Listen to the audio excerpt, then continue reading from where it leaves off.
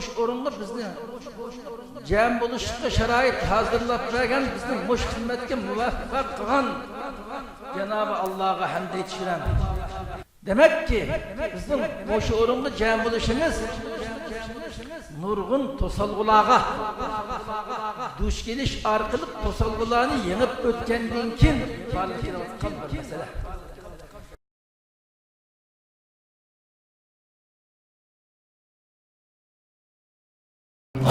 Allahümme salli ala seyyidina Muhammedin nebiyyil ummi ve ala alihi ve sahbihi ve sellim. Bismillah, elhamdülillah, salatu vesselamu ala Resulillah ve ala alihi ve sahbihi ve men valah.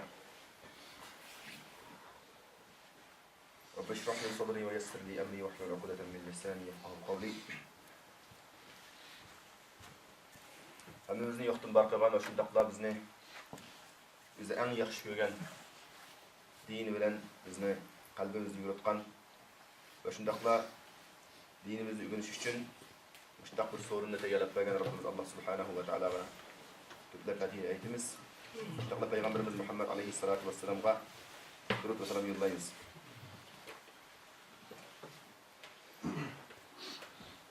Muhterem kardeşler, biz Peygamber Aleyhissalatu vesselam'ın sirete toktulubatımız.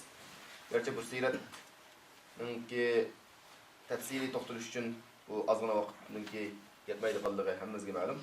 Şuna biz siretin örnekler de düşünsek buldu. Savakla. Bir neçe mezun üstüne bugün toxtalmakçı inşallah. Onun birisi bolsa Peygamber Aleyhissalatu vesselam dini davet qilish orqali kişilarniki dinini sapasını östürüş, ularniki ahlaki terbiyesiga alohida ahamiyat berganligini ko'ramiz. Bunun birisi Peygamber Aleyhissalatu vesselam davetni boshlagan vaqtdan boshlab buning asosini solgan. Ya'ni axloqni, kişilarniki axloqini, kişilarga bo'lgan tarbiyani, haqiqiy mohiyatni, asli bütün insoniyat qaysi bir inson unga ergashsa, uni qabul qilsa, o inson uni to'liq foydalanganligini Peygamber Aleyhissalatu vesselam o'rgatgan. Chunki Peygamber Aleyhissalatu vesselamningki kelgan yo'li bütün insoniyat uchun. Ama uni qabul qiluvchilar musulmon deymiz, taslim bo'luvchilar, qabul qilmovchilar o'zgan tortqichilar. Ammo uni qabul qilmay turibmi, shu yo'ldan men foydalanaman desa, odam foydalana oladi. Demak, bu xuddi bu uchuq silingan dasturxonga o'xshash, uningga hamma odam taklif qilingan. Xohlagan odam kelib uningdan behuzur tamoq yeb, uningdan xohlagan tamoqni yeb, uningdan qo'shilib to'yg'azsa va ko'ngilni assa bo'ladigan. Şuna Allah Subhanahu ve Teala Peygamberimizne وَمَا أَرْسَلْنَاكَ إِلَّا رَحْمَةً لِلْعَالَمِينَ degan. Ey Muhammed Aleyhisselam, sizne biz dünyaya, bütün insaniyetke sizin için rahmet kılıp evet kılıyken. Lil muslimin demegen. Sizki ergeç küçükler emas demesdi, belki bütün insaniyetke. Şuna hazırki devirde biz şu başka ellerninki nurgun nesillerde aldığı çıkıp gidişte karısak bir insan, bir milletninki yoki bir devletninki bir sahada aldığı çıkıp gidişi onun tırışçılığının neticesi bu. Nimede üstüne tırışsa Allah şununla buyurdu. Hem de o tırışışda başkalarını üzgün mail kılış, başkalarını şu tırışçılığında kail kılış, yoki özündeki ideolojisinde kail kılış için onunki güzel tırpeni verirse onunki muamelesi, ahlakı buluş gerekti. En hata, en načar işini kılıbatkan insanlardan işindeki o bir sistemi bolsun, yoki bir şahsi bir insan bolsun, yoki cemaat bolsun, ularınki yaxshi bo'lishida ularniki to'rtga qildigan narsa güzel ahlak. Mesela başka ellerninki, mesela Avrupa ellerinde kişilerinki nima deb başka adamlar bağırlar ulardan aldığan yaxshi ta'siratı nimasi, ularning muomaladagi bir rostchilik, adolatparvarlik. Bu ularning nereden kelib chiqqan, nereden o'rgangansa bu islomdan o'rgangan. Chunki bulardagi bir alohidlik nimasi, har qanday bir yerda bir yaxshilik narsa bo'lsa, foydali narsa bo'lsa, uni izlanib, elib uni qabul qilishni bular o'ziga odat qilgan. Emniyeti bu qoidani bizga Peygamber Aleyhissalatu vesselam bizga o'rgatgan narsa. Peygamberimiz aytgan el hikmetu dallatul mu'min anna wajadaha fa huwa ahqqu biha. Hikmet, yani bu foydali narsa mu'minning yo'qotib qo'ygan xazinasi. Uni qayerda uchirtdi ekan, uni eng haqli kishi unga kim desa mu'min. Demak, qandaq bir yerda yaxshilik, manfaat, foyda bo'ladi ekan, uni boshqalarga qo'ymasdan biz Allah bunun birinci kademde o nima deydi? Aldın kısa septe kim buluş kerak? Müslüman buluş kerak. Yaxşılıkны ügünüşte. O yaxşılık nima deb qandaq yaxşılık desa, maddi jihatda yaxşılık bolsun, dunyoviy yaxşılık bolsun, ahiretlik yaxşılık bolsun. Onun hammasida biz birinci kademde biz buluşumuz gerek. Ama biz Kur'an-ı Kerim Peygamber Aleyhisselatü Vesselam'ın hadisini ügünüşte aldın kademde, ama onu icra kılışta, onu emrileştirişte ağır kademde bulup kalsak, o vakitte biz Peygamber Aleyhisselam'ın bu çağırıkla biz doğru muamele kılmagan bulunuz. Hem düşündük musallarla bir nesli toxtalımız. Birincisi olsa bir nesni yaxşı anlaşının üzümü bir güzel ahlak. Bir sorunda bir söhbetini anlaş, bir şahs bir adamın gipini anlaş. O söz biz yaxtırıdığan söz bolsun, ya ki yaxtırmaydıgan söz bolsun. Bizning zitimiz gibi olsun, bizning faydamız gibi olsun. Bir adam bir nazariyani yoki bir narsa o'ttirib qo'ymoqchi bo'lsa, uningga shu narsani anglatishga fursat berish. O gipini o'ttirib bilib etmaslik, tepib etmaslik. Mana bu Peygamber Aleyhisselatü Vesselam'ın bizga o'rgatgan siratida bizga qoldirgan namunalarining birisi. Buning misollaridan biri, albatta Peygamber Aleyhisselatü Vesselam bir musulmon kelib uningga har qanday bir so'zni qilsa, Peygamber Aleyhisselam uning gipini naturally anglaydigan. Chunki u musulmon qarindishi uni albatta uning o'rnini ko'tarish, uningga hurmat qilishni Peygamber Aleyhisselam aytdi. Shu orqali o'zaro musulmonlarning bir-biriga shunday hurmat qilish o'rgatgan. Ammo bir kofirninki Allah'ın diniga dushmanlik qilayotgan, yoki Peygamber Aleyhisselatü Vesselam'ın eng yomon ko'radigan bir shaxsmi Peygamber Aleyhisselam oldiga kelib onun gipini, o'zining gipini qilmoqchi bo'lganda Peygamber Aleyhisselam hech qachon uning gipini bilib etmasdan jim o'tirib anglaydigan. Bundaq misollarni aytib ko'p uchratamiz. Bu vaqtda Qur'oni Karimda oyatlar tushgan. Bir kun esa Peygamber Aleyhisselam Makka davrida o'zining da'vatini boshlab, bu da'vatning natijasida Peygamber Aleyhisselatü Vesselam'ga dushmanlik qildiganlarning soni oshgan. Ba'zilar o'zining kunlik hayotini maxsus dushmanlik qilish uchun ham bag'ishlagan. Qurban qilgan insonlar bo'lgan. Boshqa o'zining hayoti, turmushini unutib qilib, musha odamning gibi dushmanlik qilsam degan odamlar bo'lgan. Abu Jahlga o'xshash. Valid ibn Utba degan o'g'liga o'xshash. Peygamber Aleyhisselatü Vesselam ularningki ahvolini shuncha tushunib yetganki, bularga ming chiroyli gap qilinsa, bular dinni qabul qilmaydigan darajada. Bularning dushmanligi shundoq aniq, maydoni shundoq aniq bo'lganlari. Bir kun Peygamber Aleyhisselatü Vesselam Kabe oldida ibadet bilan mashg'ul bo'lib turayotgan vaqtida shu dushmanlarning birisi Peygamber Aleyhisselatü Vesselam'ın qishiga kelib, Peygamber Aleyhisselatü Vesselam'ga haqorat qilishni maqsad qildi. O'zining do'stlariga Abu Jahl qatorliq boshqalarga qaranglar, men bugun sizlarga bir yangi tomoshani ko'rsataman. Men sizlarga bir yangilikni ko'rsataman. Qarab turinglar deb Peygamber Aleyhisselatü Vesselam'ga qishiga bordi. Uning do'stlari yiroqda turib uni ko'rib o'tirdi. Bu kelib Peygamber Aleyhisselatü Vesselam'ning oldida yuri turib Peygamber Aleyhisselam mestik nimasi bilan haqorat o'z muomalasi bilan uni ko'rsatish, o'ziniki takabburligini Peygamber Aleyhisselatü Vesselam'ning oldida ko'rsatish maqsadida Peygamber Aleyhisselam'ning oldiga kelib ko'ranglaydi. Har xil gaplarni qiladi. Hali buningki jarayoni xil uzun. Peygamber Aleyhisselatü Vesselam'ning beshida bu chiroyli gaplarni qilgan bo'ladi. Ey Muhammed, sen bu ishingni to'xtatsan, biz sana xolisan sanaga pul beramiz, uni qilamiz, buni qilamiz deganga o'xshash, uni bir aldash xarakterlik planını oturup koydu. Ondan ki kopal rahmet ediyordu. Eğer onda kılmasan sen bizim yamanlık görürse o bedenen bakacağız. Hem minasında bu vakitte Peygamber şu bir 10 necim belki yarım saatlik sözlüğün buluş mümkün Allahu alem. Ama Peygamber onun gipini bir kadımı bölüp etmegen. Tulup anlagan. Bu adam gip kılıdığan gipini kılıp toxtab boğandan keyin Peygamber Aleyhisselatü Vesselam onunla gipin tügüdü mü dep sorgan. Yine sözleydiğin nima sözleş iradan bolsa sözleşsen bunu degan gapda gipini bilib etmesini yeni gipin tügüdü mü degende o adam gipin tügüdü degende ondaqda mening gipimni anglayman dedi. Endi menga keldi navbat. Xuddi men sana fursat berganda sen menga fursat berishing kerak. Demak bu yerda Peygamber bir kafirga güzel ahlakni o'rgatyapti-da. Undan keyin Peygamber Aleyhisselatü Vesselam onunla Kur'an-ı Kerim'deki ayetlerini okuyor. Fussilet suresinin 5'inden başlap Bismillahirrahmanirrahim. Hamim tenzilu minarrahmanirrahim. Kitabun fussilet ayatuh Kur'anen Arabiyyen li kavmi ya'lemun. Yani Hamim bu Kur'an olsa merhametlik Allah Subhanahu ve Teala tarafından nazil kılgan kitap. Bununki ayetleri, bunun fakirleri şunçilik iniq tefsiri bayan kılıngan. Bunu Arap dili sözleydiğin adamdan ait iniq düşünülür. Bunu tercümen etmeydi bununla. Bu Kur'an-ı Kerim arkalık Allah Subhanahu ve Teala beni bişaret vergüçi ve agahlandırgıcı kılıp Allah beni evetken diyen mezmundaki ayetlerini okup ikinci sebepsideki فَاِنْ اَعْرَضُوا فَقُلْ اَنْذَرْتُكُمْ صَاعِقَةً كَصَاعِقَةِ عَادٍ وَثَمُودٍ. Eğer ula yüz öğreydiken, yani bu hakikatin yüz öğreydiken, bu inek paketini kürüp durup mu bunu kubul kılmaydiken, o vaxtda sen ulanı Samud ve Ad'ı gelgen eğer akıbetten ulanı agahlandırgan. Digen ayet okuganda bu adam ürü turvatkan adam putları titrep oturup kalgan. Yani Kur'an'ın tesiri bir kafir koşunçilik boğan. Ama o dinini kubul kılmaganda yana. O tesir kılış başka neyse. Bir adam mesela bu bir karakter insanınki. Bugün bu bizimki bir dersimizde Efendimiz Nur Kamilcan toxtulup adamınki bir nirvelerdi ma'lum narsalar. Ma'lum so'zlarni qilganda ashunga oid bo'lgan xushallik gap qilganda xushallik nimasini qilgan nirvelarni qo'zg'ilib adam xushal qilishi, adam g'amkin narsani olgan vaqtida g'amkinlikni qilgan nirvelarniki o'yinib, uni insonni g'amkin qilishiga o'xshash. Insonda bu demak bo'ladi. Bir odam o'zininki so'zininki kuchlikligi, o'zini uni ishlar o'ttirib qo'yish alohida uslubi bilan bir so'rinda bir odamdan yig'iltirishi mumkin. Kuldirishi mumkin, ta'sirlantirishi mumkin. Lekin onunla bilan onun sözünün hemmesinin to'g'ri bo'lishini atayın. Onu o'ttirib qo'yish, bayon qilish masalasi bir alayda bir uslub shunga payg'ambar alayhisalom inna bayan yani sihra degan. Bu so'zni bayon qilishning o'zi bir xil sehriy kuch bo'ladi bunda deganda. Qur'onning kuchi bu jihatda hammasini yuqortirdi.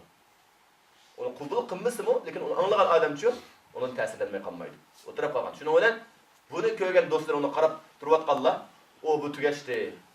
Buni aldinib ketdi Muhammadga degan gaplarni qilib, uni masxara qilish boshlagan. Shunda bu odam asta vaqt o'rnidan turib, undan keyin payg'ambar o'zining do'stlariga nimasiga qaytib, ketib turib bir necha fikrlari bo'lgan. Qandoq bu zodi bu anglayotgan narsam shunchalik bir haqiqat bo'lsa, buni nima deyishim kerak? Men qandoq deb unga raddiya berishim kerak? Ganga o'xshash o'zining qalbida har xil narsani qilib, oxirisi yana-chu Allohning hidoyati unga nasib bo'lmag'achqa payg'ambar alayhisalom bir yolg'onchi yoki sehrigar degan nom bilan o'zidan qutuldirmoqchi bo'lgan. Demek bu yerda o'zining ashuyatdagi sehrigar deb atsammi bu to'g'ri bo'lmaydi degan narsa o'zining qalbida o'tgan uningki. Chunki do'stlarga borganda shuni deganda, buni sehrigar deyishkim o bo'lmaydi ekan. Yolg'onchi desakmi unda hech qanday yolg'onchilik biz sezmadik hayotimizda yoki uni bir tajriba, undaq bir tajriba bo'lmadi. Undaq bo'lgankin biz buni bikadim yolg'on tuhmat qilishimizning nima ahamiyati deganda undaq bo'lsa nima qilishimiz kerak deb so'raganda, bo'pti biz qutulish uchun kishilar oldida biz o'zimizni aq qilish uchun buni ash tuhmatni qilaveraydi. To'g'ri, uning xato ekanligini o'zimiz bilamiz. Demak, İnsanlar ba'zida o'zining xatoligini shunda tushunib turibmi, jo uni qabul qilmasdan yana mumkin bo'lsa yana qarshi tarafga to'g'ri bir ish qilayotgan qarshi taraf nimaga uning barliq aybini shunga yuklashga tirishadi. Bu musulmonlarda bo'lish qat'iy bo'lmaydigan sifat. Ammo ba'zi ahvollarda diniy ojizligimiz, imoniy kamchilik, imoniy ojizligimizning natijasida ba'zilarimizda ba'zi vaqtlarda bu narsa paydo bo'lib qoladi. Doim bo'lmaydi. Müslüman şuna oygaq tuyurish kerakda, şuna Peygamber Aleyhisselam Müslümanga oygaq bo'lish kerak. Oygaq bo'lish kerak degan ma'nosi, shunda adam uxlab qolsa, bu hushni yig'ib turmasa, shayton ashundaq ba'zi vaqtlarda, nozik vaqtlarda vasvasa qilish orqali odamda ashundaq bir illatlarni, nachar illatni paydo qilish orqali uni xatolashtirishga tirishadi. Bu bir tarafi.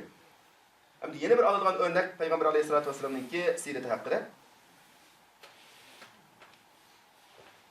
Qarindoshlikni taraqqiy qildirish uchun xizmat qilish, buning uchun barliq narsani barliq kuchni sarf qilishningki ahamiyat to'g'risida payg'ambar alayhisalom bizning siratida buni sahobalarga buni o'rgatgan. Shuni haqda qarindoshlikni taraqqiy qildirishning omili bo'lgan izar deymiz, qurbon berish. Buning naqadar muhim ekanligini payg'ambar alayhisolatu vasallam o'rgatgan. Qarindoshlikni taraqqiy qildirishda kishilarning o'rtasidagi barobarlikni payg'ambar alayhisolatu vasallam kishilarning samiga solgan. Uni alohida dars qilib payg'ambar alayhisolom o'rgatgan. Tunji İslam hakimiyetini qo'yishdagi birinchi qadami payg'ambar alayhisolatu vasallam shu barobarlikni kishilar o'rtasida shuni barpo qilgan. Shuni masalan sahobalarning o'rtasida muhojir, hijrat qilib kelgan sahobalar bilan Madina xalqini ansarlar o'rtasida qarindoshlik munosabatini bog'lash, bir-biriga chetish. Bu qarindoshlikning haqiqiy eng yuksak darajada elib berilgan bir prinsip bo'lgan. Ya'ni bu orqali payg'ambar alayhisolatu vasallam kishilarning qalbidagi jahiliyat davrida qolib qolgan bir xil qorong'ulik men ma'nodan yuqori. Men degan bilan bu musulmon bo'lsa to'g'ri qarindishim, lekin men bundan yuqori chunki mening oila kelib chiqishim bundan yaxshi. Meningki mol dunyoning bunikidan ko'p. Yoki meningki ko'rimim men bundan go'zalroq ko'rinaman kishilar orasida. Yoki kishilar orasida menga bo'lgan hurmat ma'nodan qaraganda yuqori deydigan bu narsalar odamni bo'lib qoladi. Mushi narsalarga xotim berish uchun payg'ambar alayhisolatu vasallam yuqori deb qaralgan shundaq nazariya, shu davrdagi nazariya bo'yicha deb aytganda shundaqlarni tuvan deb qaragan odamlar bilan buni bog'lagan. Çünkü bunun da en qiziqarli yeri Bilal radıyallahu anhu Şu vaqtdagi Abdullah bin Ubay ibn Sulul. Bu şu vaqtdagi munofiqlarningki eng cho'ngida, hatto shuningga bog'langan shunday bir rivoyatlar bor. Bu odam, yani chunki shu vaqtda bu bir imtihon bir tarafdan. Chunki haqiqatda iymon orqali hammamiz teng barobar bo'lamiz degan odamlar buni shaksiz qabul qilgan. Ammo uni qabul qilmagan odamlarchi acaba bir qulni, burun qulluq hayot yashagan bir odamni mendak bir podshoh bo'lish oldida turayotgan. Chunki payg'ambar alayhisalom kelishdan burun o'zini podshohlik namunasi tarshih qilib turayotgan bir insonda bu. Mushundaq mendak bir cho'ng odamga mush bir qulni akib bog'lab qo'ydi u. Bu to'g'ri bo'lmaydi deb buni islomga bo'lgan dushmanligi oshgan. Ba'zi bir imtihon orqali ba'zi odamningki o'zining qandaligini bilmay qolgan vaqtida men to'g'ri bir musulmonmi yoki bir qanday nacharroq musulmon degan narsa ashunday bir imtihonlar bilan bayqiladigan gap. Yani buningda shu payg'ambar alayhisolatu vasallamningki hokimiyat qurishda va kishilarni boshqarishdagi alohida bir xil hikmat bilan ish tutganligini ko'rsatdi. Ammo boshqalarchi iymoni sog'lom bo'lganlar hammasi buni shunchalik go'zal tushungan, hammasini o'ziniki qarindishini o'ziga o'xshash ko'rgan, hattoki buni barobar ko'rishda eg'zoki barobarlik emas, hamma narsani taqsimot qilishda, xushalligida teng bo'lishda, g'amkinlik nimasi bo'lsa, uniki g'amkinlikka teng sherik bo'lish masalalada hammasida g'oyati keng buni elib borgan. Buningda nurg'un misollarni uchratamiz. Ammo bu yerda bizga ta'sirlik bo'lgan bir misol. Ham shunday bo'lgan ahvollarda ma'lum odamlarda bir xil o'zininki tarixiy kelib chiqishi, ortib ko'rinishiga qarata bir xil o'zini ojiz his qiladigan. Boshqalarga bo'lib sendan bilan o'xshash degan taqdirda u odam bir xil yana ruhiy tushkunlik, yo'q masala bo'lavidan tam bo'lmaydi. Men qilgan bilan bular yana menga kuyinib o'tirdi, lekin bular bilan men tang emas degandek bir xil insonning qalbida bo'lib qolgan ahvollar bo'ladi.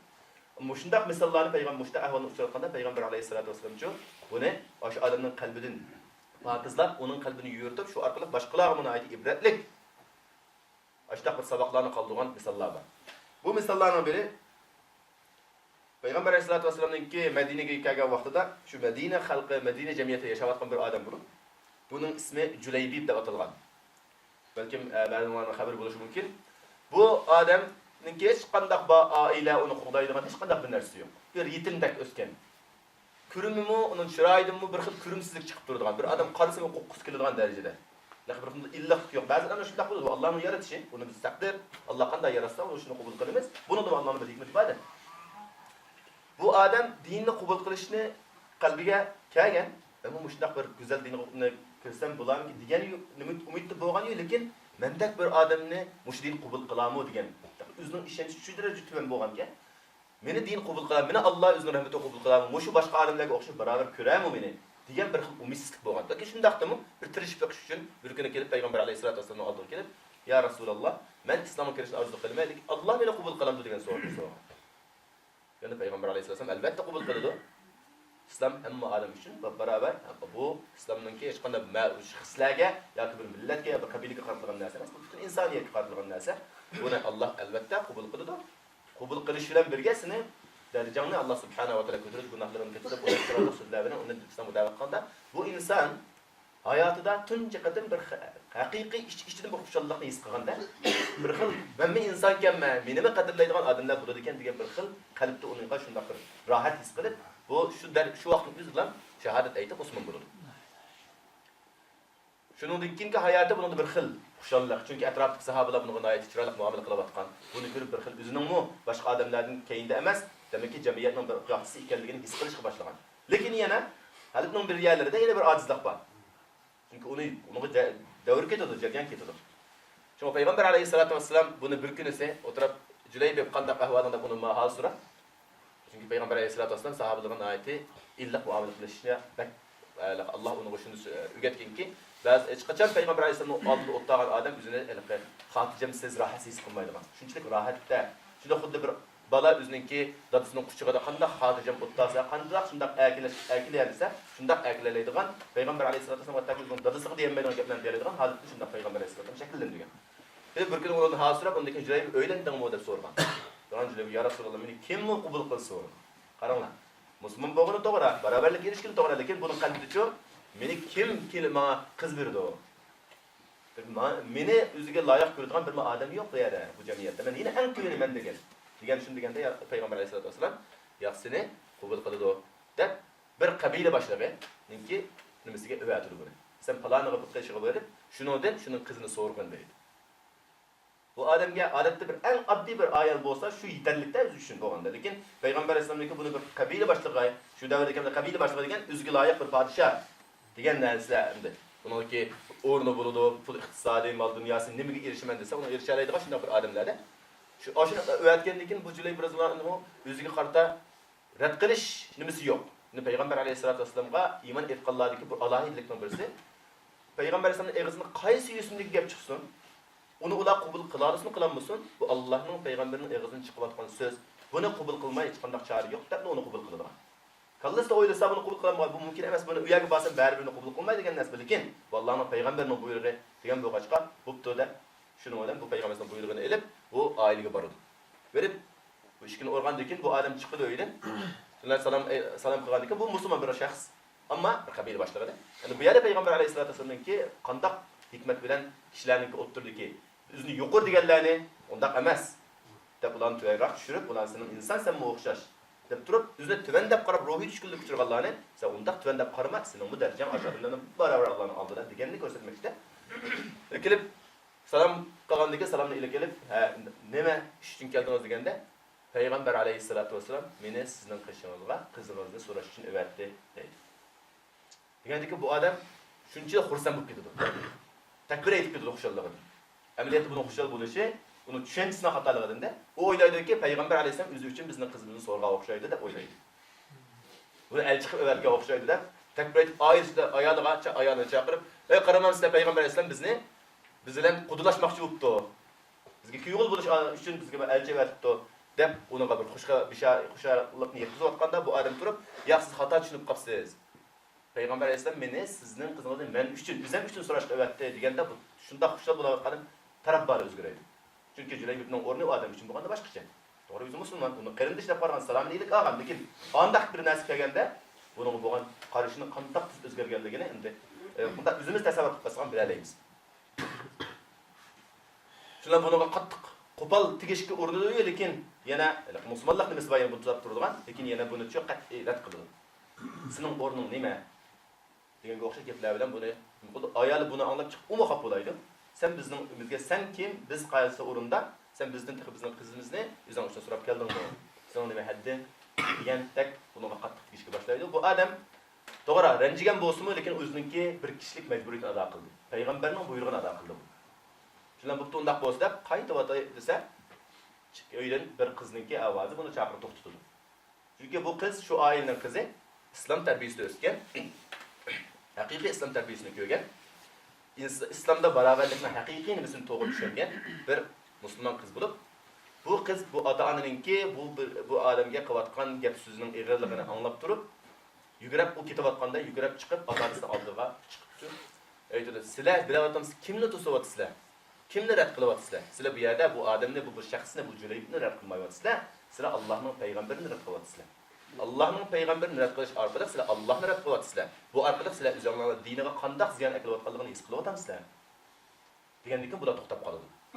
Demak, bular unda o'ylayanmagan. Uni faqat moddiy narsalar bilan o'ylagan bo'lg'achqa, bularda unda uning raddiya berish nimasi xayti o'g'ir bo'lgan, lekin buni aslat degandan keyin qiz ota-onasiga to'g'ri hidoyat yo'lini, to'g'ri da'vatni ko'rsatganda bular to'xtab qoladi. Shuning bilan sizlar agar ota-onam to'g'ri sizlarga hurmat qilmay, sizlar bu haqda sizlar qo'shilmasanlarmi, men qo'shilmayman bunga. Bu chunki mening ixtiyorimdagi narsa.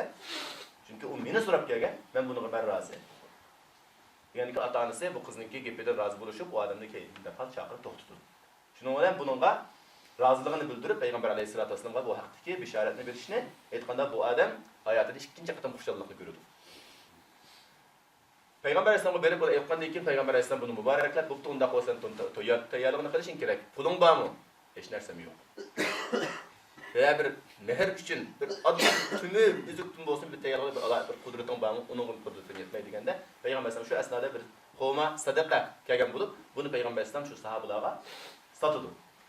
Bunu kim setib oladi deganda bir sahoba turib, "Ben 2 dirham yo 3 dirhamga setib olganda bu turib uni setib olgandan keyin 3 dirhamni kelib, bu sahobaga berib, "Mana ma pulni elib sen bugun to'y tayyorlab qil, o'zingga kiyim, ustingga kiyim ol va oilang uchun bir narsa setib ol."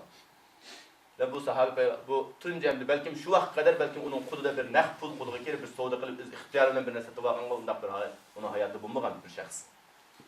Şuna bu tunji qatam qulab bol kerak, xushallik bilan o'zini uchun, o'zining hayoti uchun, o'zining turmushi uchun tunji qatam savdo qilish, bu fursatga erishib, bozorga berib, savdo qilib, bir narsa olay deb turayotgan vaqtda tuyuqsiz jihad chaqirg'i bo'ladi. Endi bu vaqtdagi jihad chaqirg'i hozirgi davrdagi masalan musulmon davlatlarga o'xshab alohida tayyorlab qo'ygan zapas armiya, zapas nima qurol, uningga maoshlar to'xtatilgan. Ular xalqqa vaqtda uni urush nimasi chaqirgan vaqtda undagi nima bo'ldi deb bu generallarning buyrug'i bilan undaq bo'ldi. Bo'lgan ish emas. U vaqtdagi musulmonlar shunchalik oddiy hayot yashagan, o'zining turmushi bilan, o'zining normal hayoti bilan, dehqonchilik bilan, tijoratchi bilan, ammo namozga azan chiqqan vaqtda hamma narsa unutib masjidga paydo bo'ladigan. Jihad chaqirg'i bo'lgan vaqtida ular hamma narsani tashlab jihadda yo'l qildi bor narsalar Allohning yo'lida otilishga tayyor bo'lgan. Shunday bir tarbiyaga erishgan shunday sahobalar. Shunga sahobalar haqida egizpas gap qilish bu qattiq xatarli gap. Ammo bizni musulmon deb turib, ma'lum guruhlarcha ularga til tekkizdi. Payg'ambar alayhisalom aytgan, "Sizlar mening sahobalarni tillamanglar" degan, ularga haqorat qilmanglar degan. Chunki ularningki bu uchun Alloh yo'lida xarjlagan narsani sizlar Uhud'dagidek altın xarjlabmi ularni u darsiga yetolmaysizlar degan. Chunki Alloh subhanahu va taolo shularni payg'ambar alayhisolamga sabtosh bo'lishga tayyorlagan kishilar, shaxslar. Ularga alohida hurmat bildirishda bizning bu sorunda o'tirib, shularning gapini qilib o'tiryapmiz, namoz o'qiyapmiz, din haqida to'xtalyapmiz. Bu na'din kelgan desa shu sahobalarningki tirishchanligining natijasi bu. Shunga biz sahobalarga bo'lgan hurmatimiz alohida bo'lishi kerak. Xo'sh, endi bu jihad chaqirig'ini anglagandan keyin bu o'zininki nima uchun chiqayotganligini unutib qoladi yani. Jihad buni hammadan kuchli holatda chaqiriladi.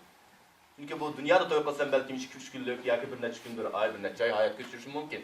Lekin bu tugaydigan bir hayot. Oxiratdagi vaqtga erishsam-chi, u mangulik bo'ladi degan u tushuncha bo'lg'achqa, oxirat hayotini dunyo hayotining ustun qo'yishni o'rgangan sahobalar bo'lg'achqa, bu darhalla u pulisiga keyingacha qolmasdan qilich sotib oladi. Urush jabdug'i sotib oladi. Takbir! Allohu akbar! Takbir! Allohu akbar! Takbir! Allohu akbar! Şular bu Peygamber aleyhissalatu vesselam uqtamasdırlar, bu jihadga atılib jihadga qatnashadi. Peygamber aleyhissalatu vesselam undaq ahvolda birisini jihadga chiqaman desam Peygamber sallallohu alayhi qilmaydiganligi aniq. Chunki uning bir yaxshi bir hayot boshlanayotdi, uningga bu qatim sen turmushingni ishini qil, kelmasa chiqsam bo'ladi deb uni Peygamber albatta shunday qildi. Masalan, tuyu bo'lib atlangan sahabini Hanzala radhiyallohu anhu Peygamber sallam bir sahabe shunday bo'lganda sen nima qilyapsan bu deganda, "Oy men jihadga chiqdim" deganda sen u yoq uyga qaytishing kerak deb bir sahabani uyga qaytgan. Endi bu sahabininki bir hikoyasi bor. Uyga kelganda ayolining sirtda uyning oldida o'tirib, uyda bir yilon bor degan vaqalik bo'lgan, boshqa uningda uning uzroq ketdi. Demak bu sahaba urush chiqqandan keyin urush qatnashdi. Ular yaxshi jihad qildi.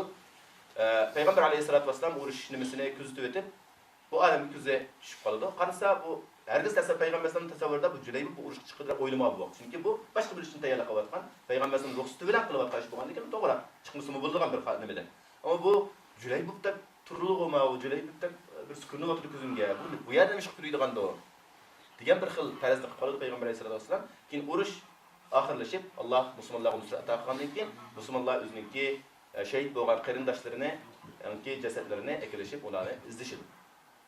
Birisi kelib ya Rasulullah biz falanınki qarindoshimiz şehit oldu, onu tapdık deydi, onu tapdık deydi. Şunun Peygamber aleyhissalatu vesselam ha bu deydi. Lekin Peygamber sallallahu aleyhi ve sellem şu Cüleyb'in izleyotdi.